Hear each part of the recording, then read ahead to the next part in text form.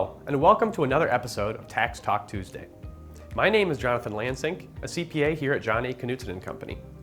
Today, I'm going to teach you some basics about individual taxation.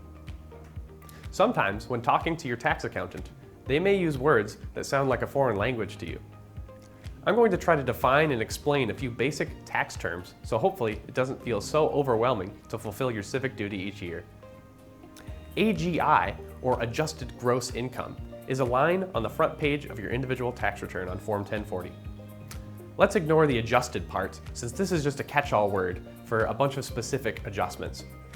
But gross income basically just means all of your income without subtracting anything out. The word gross here is opposed to net.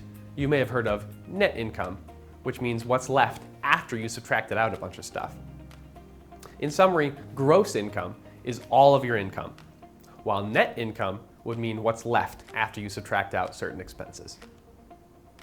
Deduction is another word that accountants throw around.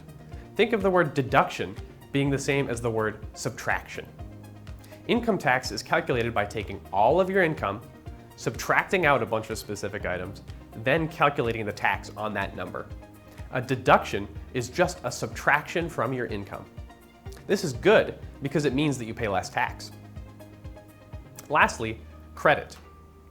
Credit has a lot of different meanings in different contexts. But on a tax return, if you qualify for a credit, it means a subtraction from your tax. If a deduction is a subtraction from your income, then a credit is a subtraction from your tax. Another way to think about a credit is if someone else made a tax payment for you, so you don't have to pay that amount.